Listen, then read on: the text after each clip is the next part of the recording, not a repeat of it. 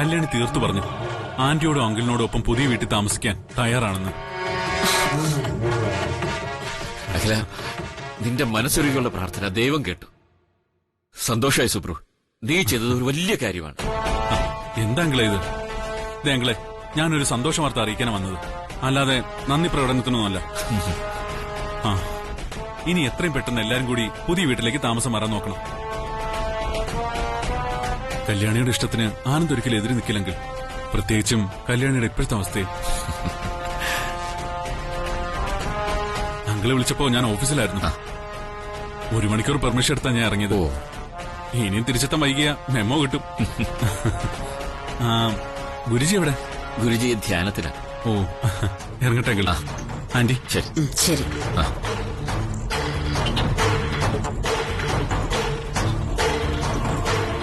അഖില, സംഭവിച്ചതെല്ലാം നല്ലത്.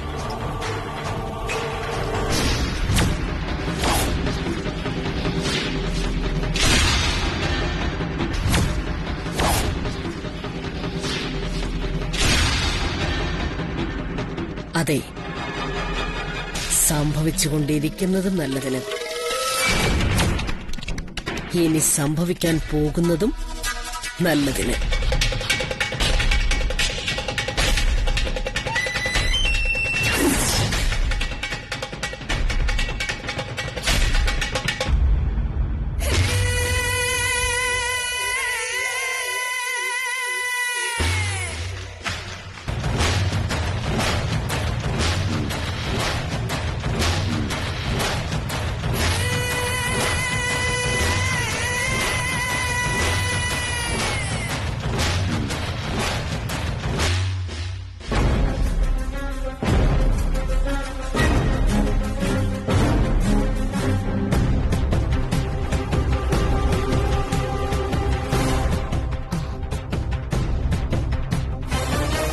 ഞാൻ വെയിറ്റ് ചെയ്യാൻ തുടങ്ങിയിട്ട് കുറച്ച് സമയമായി. പറഞ്ഞ സമയം പാലിക്കുന്ന ആന്റിക്ക് ഇത് എന്ത് പറ്റി?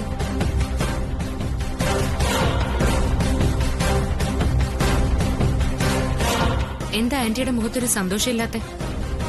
എനിക്ക് സന്തോഷമുള്ള കാര്യങ്ങളൊന്നും അല്ലല്ലോ ഇപ്പൊ നീ കാണിക്കുന്നതും തൃച്ചംബരത്ത് നടക്കുന്നതും. ആന്റിയുടെ സന്തോഷം കെടുത്തുന്ന എന്ത് കാര്യമാണ് ഞാൻ കാണിച്ചേ? നിന്നെ ഒന്ന് കാണണമെങ്കിൽ ഈ ഭൂലോകം മുഴുവൻ എന്നെ ഇങ്ങനെ ചുറ്റിക്കണമായിരുന്നോ? വീട്ടിൽ ചെന്നപ്പോ പറയുന്നു നീ ഷോപ്പിലാണെന്ന്, ഷോപ്പിൽ ചെന്നപ്പോ പറയുന്നു പഴയ തറവാട്ടിലാണെന്ന്. നീ ഇങ്ങോട്ട് താമസം മാറിയ കാര്യം എന്നെ വിളിച്ചൊന്ന് പറയായിരുന്നില്ലേ? താമസം മാറിയിട്ടൊന്നും ഇല്ല ആന്റി, കുറച്ചു ദിവസത്തേക്ക് മാത്രം. ആളനക്കും ഇല്ലാതെ വീട് അടച്ചുപൂട്ടിയിട്ട മൂദേവി കുടിയിരിക്കും, അതുകൊണ്ട് ഇങ്ങോട്ട് വന്നതാ. ആ, അത് പോട്ടെ. തൃച്ചംബരത്ത് എന്താ ഇപ്പൊ പ്രശ്നം? പ്രശ്നോ? പുത്രസ്നേഹം. മകനോടും മരുമകളോടും കരകവിഞ്ഞൊഴുകുന്ന വാത്സല്യം. മനസ്സിലായില്ല.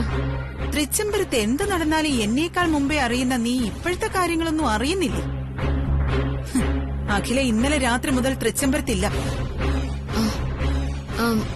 ഇല്ലേ? പിന്നെ എവിടെ പോയി? ആശ്രമത്തിൽ പോയി തപസിരിക്കാന്നാ കേട്ടത്. തപസിൽ നിന്ന് ഉണരണമെങ്കിൽ മൂത്ത മകനും മരുമകളും കൂടെ വന്ന് താമസിക്കണോത്ര. അങ്ങനെ? ആ, വിശ്വസ്തൻ ആക്സിഡന്റിൽ മരിച്ചുപോയല്ലോ. അഖില കാരണമാണല്ലോ വിശ്വസ്തൻ അവിടെ വരാനും അങ്ങനെ ആക്സിഡന്റിൽ പെടാനും ഇടയായത്. അതിന്റെ കുറ്റബോധമായിരിക്കും അഖില പെട്ടെന്ന് ഇങ്ങനൊരു തീരുമാനം എടുത്തത്. അത് മാത്രമല്ല ആന്റി, അഖില ഒരു അച്ഛമ്മയാവാൻ പോവല്ലേ? ഒന്നല്ല, 2 പേര് കുട്ടികളുടെ അച്ഛമ്മ. അതിന്റെ ത്രില്ലിലാണ് അഖിലാണ്ടേശ്വരി. ഇങ്ങനൊരു തീരുമാനം എടുക്കണമെങ്കിൽ ഇതും ഒരു പ്രധാന കാരണം തന്നെയാ. ദേ, അവള് മൂത്ത മരുമകളെന്ന അധികാരവും കൊണ്ട് എന്റെ നേരെ വന്നു കഴിഞ്ഞാലേ ഒരു ജീവച്ചവത്തെ പോലെ ശേഷിച്ച ജീവിതം ജീവിച്ച് തീർക്കേണ്ടി വരൂ എനിക്ക്. അത് നീ തടയണം പ്രിയങ്കെ. ഒരു കാരണവശാലും അഖിലയും കല്യാണിയും ഒരുമിക്കാൻ പാടില്ല. എന്താ ആന്റി, ആന്റിയുടെ ചിന്തയ്ക്ക് ഇത് എന്തു പറ്റി? നല്ലവണ്ണം ഒന്ന് ആലോചിച്ച് നോക്ക്. തൃച്ചംബരത്തിന്റെ അനന്തരാവകാശിയെ വയറ്റിൽ പേറുന്ന കല്യാണി എന്തുകൊണ്ടും ആന്റിയുടെ കയ്യെത്തും ദൂരത്തും നിൽക്കുന്നതല്ലേ നല്ലത്?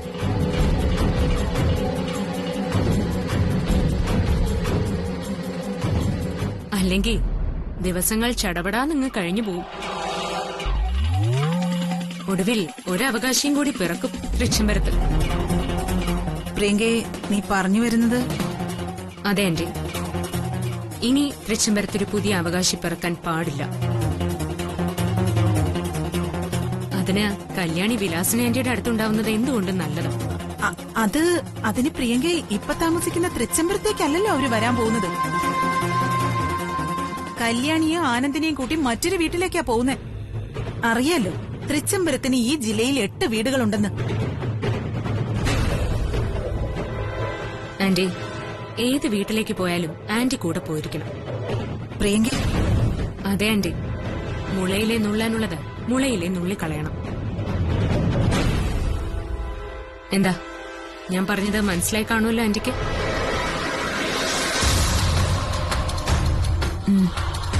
എന്നാ പിന്നെ അവരുടെ കൂടെ പോയി പിറക്കാൻ പോകുന്ന പുതിയ തലമുറയ്ക്ക് ഒരു അരക്കില്ലം ഒരുക്കാൻ നോക്ക്. ചെല്ല്, ഞാനില്ലേ കൂടെ.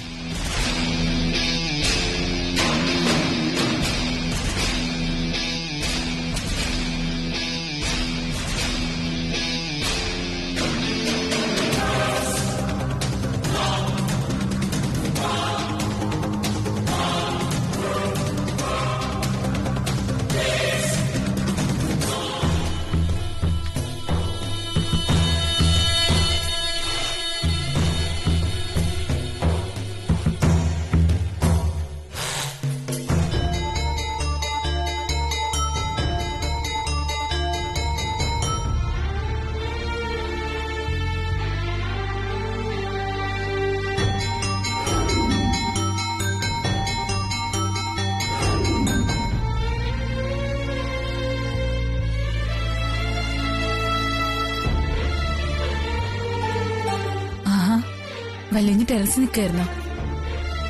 ഞാൻ അകത്തൊക്കെ നോക്കി, ഒന്നും കഴിക്കുന്നില്ലേ? അനിയൻകുട്ടന് ആഹാരം കൊടുത്തോ നീ? ആ, അവൻ കഴിച്ചിട്ട് ഒരുറക്കവും കഴിഞ്ഞു. വല്യഞ്ഞിന് ആഹാരം വിളമ്പി വെച്ചിരിക്കുക. വാ കഴിക്കാം. എനിക്ക് വിശപ്പില്ല കല്യാണി.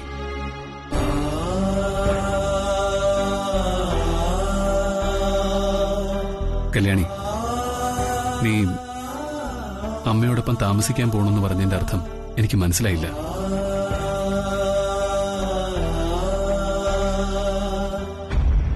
അതിന്റെ അർത്ഥം പറഞ്ഞു തുടങ്ങിയ ഒരുപാട് പറയേണ്ടി വരും. കാക്കയും പരന്തും ഒന്നും റാഞ്ചാതെ മകനെ കാത്തു സൂക്ഷിച്ചിരുന്ന ഒരു അമ്മയത്. ആ മകനെ അടർത്തി മാറ്റിയതിന്റെ പശ്ചാത്താപം അനുഭവിച്ചില്ലേ? ഒരു ജന്മത്തിൽ അനുഭവിക്കാനുള്ളത് മുഴുവൻ. കല്യാണി, അതേ വല്യുഞ്ഞെ, ആ ശാപം കൊണ്ടാ ഇങ്ങനെയൊക്കെ. അപ്പോ നിന്നോട് കാണിച്ചതൊക്കെയോ? നിന്റെ കണ്ണീരിന് വിലയിടാൻ മറന്നോ നീ? എന്റെ കണ്ണുനീരൊഴിയാത്തത് ആ പാപഭാരം കൊണ്ടാ. ആ അമ്മയുടെ ശാപത്തിൽ നഷ്ടപ്പെട്ടത് എനിക്കെന്റെ അച്ഛനെയാ. ഒരിക്കലും മറക്കാനാവില്ലെങ്കിലും മറക്കാൻ ശ്രമിക്കുകയല്ല എല്ലാം. എന്റെ വല്യുഞ്ഞിന്റെ പ്രിയപ്പെട്ടവരുടെ സന്തോഷം കെടുത്താൻ ഇനി എനിക്ക് വയ്യ. ഇന്ന് ഞാൻ ഒറ്റയ്ക്കല്ല. തൃച്ചംബരത്തെ ഒരനന്തരാവകാശിയുണ്ട് എന്റെ വയറ്റില്.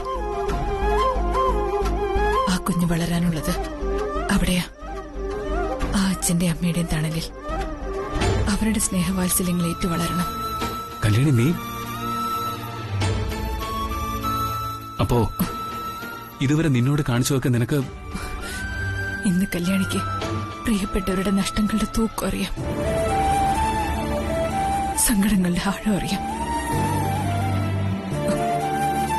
അതുകൊണ്ട് ഇനി ഞാൻ കാരണം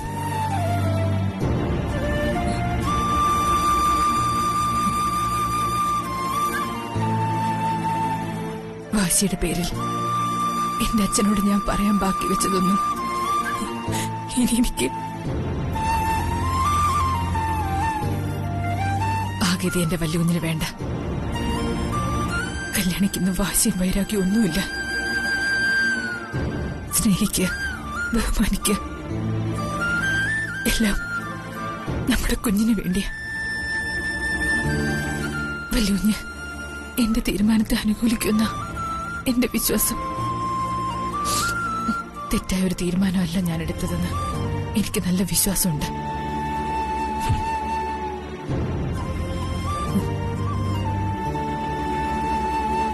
വലിയ വാ, എന്തേലും കഴിക്കാം. ശരി, വാ.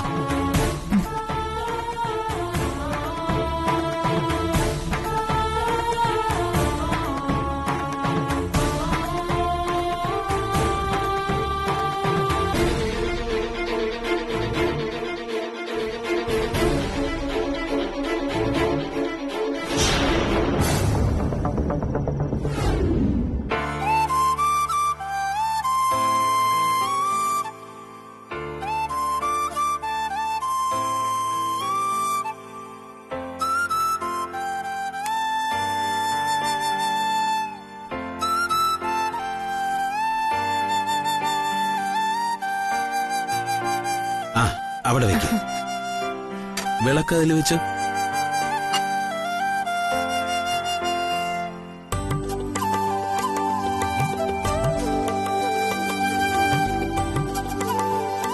കുറുപ്പേട്ട,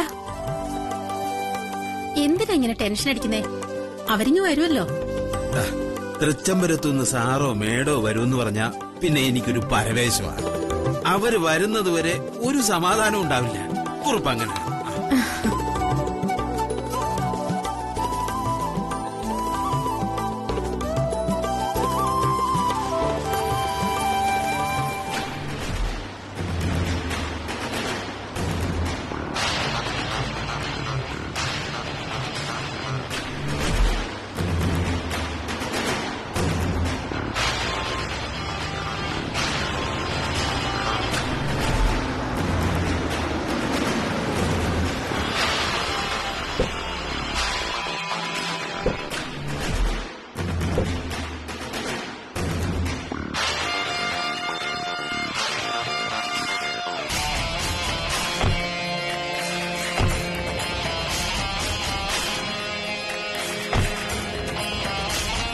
നമസ്കാരം സർ. എന്താ കുറുപ്പേ, ഒരുക്കങ്ങളൊക്കെ കഴിഞ്ഞില്ലേ? സാറ് വിളിച്ച് പറഞ്ഞതുപോലെ എല്ലാം ചെയ്തിട്ടുണ്ട്. എന്തെങ്കിലും കുറവുണ്ടെങ്കിൽ പറഞ്ഞാൽ മതി. ഈ കുറിപ്പത് പരിഹരിച്ചിരിക്കും. ശരി.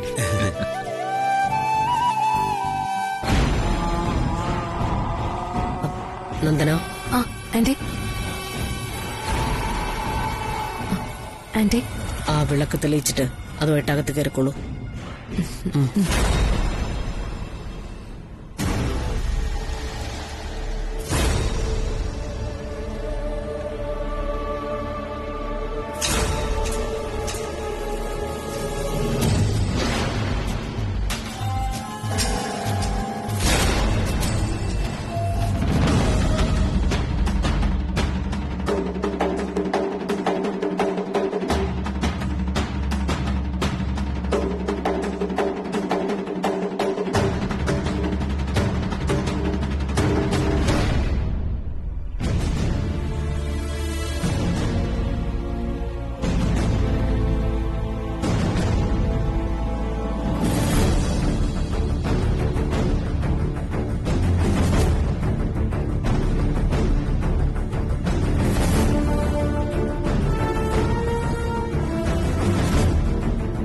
നന്ദന,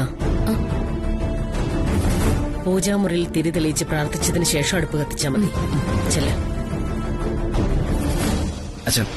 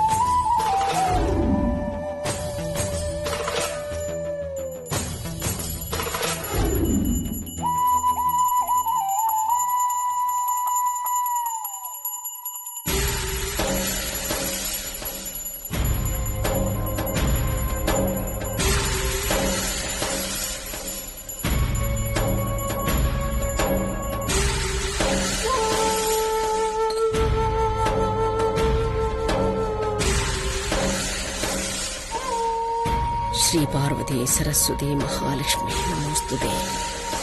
വിഷ്ണുപ്രിയേ മഹാമായേ മഹാലക്ഷ്മി നമോസ്തുതേ.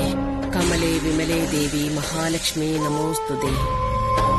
കാരുണ്യനിലയേ ദേവി മഹാലക്ഷ്മി നമോസ്തുതേ.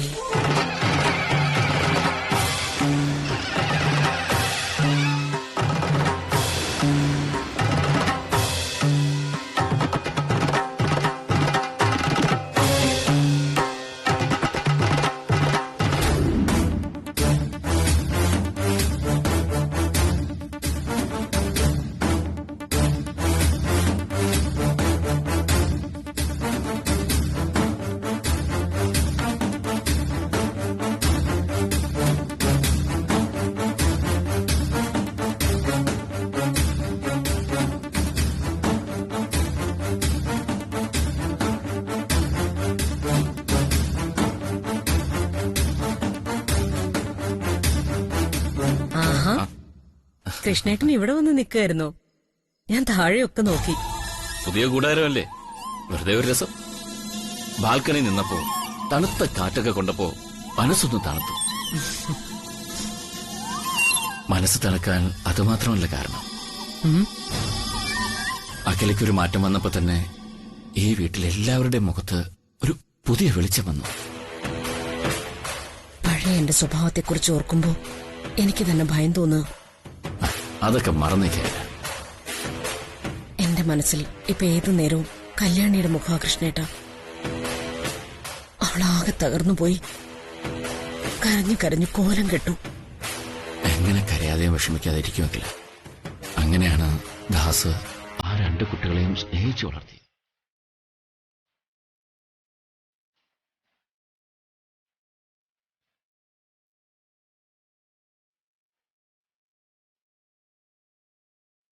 കല്യാണിയെ നമുക്ക് പഴയ കല്യാണിയാക്കി മാറ്റിയെടുക്കണം കൃഷ്ണേട്ട.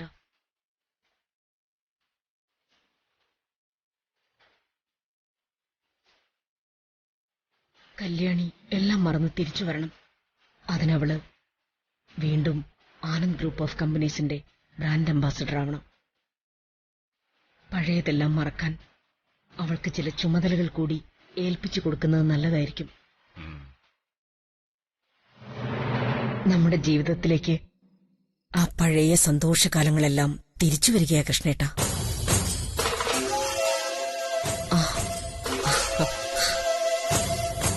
ഇവിടെ ഈ പുതിയ വീട്ടിൽ അഖിലാണ്ടേശ്വരിയും ശിവരാമകൃഷ്ണനും, നമ്മുടെ രണ്ടും മക്കൾ ആനന്ദും അരവിന്ദും, അവരുടെ ഭാര്യമാർ കല്യാണിയും നന്ദനയും.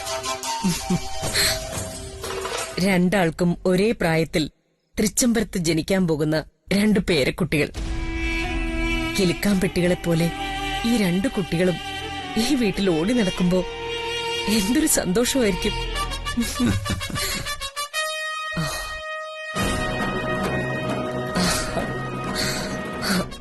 ഇതിനകത്തൊരു ഉത്സവമായിരിക്കും. കുട്ടികൾ ജനിച്ചു കഴിഞ്ഞാൽ കമ്പനിയും ബിസിനസ്സും ഒക്കെ നമുക്കങ്ങ് വിടണം. അതൊക്കെ മനഃപൂർവ്വം അവരെ ഏൽപ്പിക്കാം. നമ്മൾ അപ്പൂപ്പനും അമ്മൂമ്മയും ഏതു നേരവും കുഞ്ഞുങ്ങളുടെ കൂടെ തന്നെ ഉണ്ടാവണം.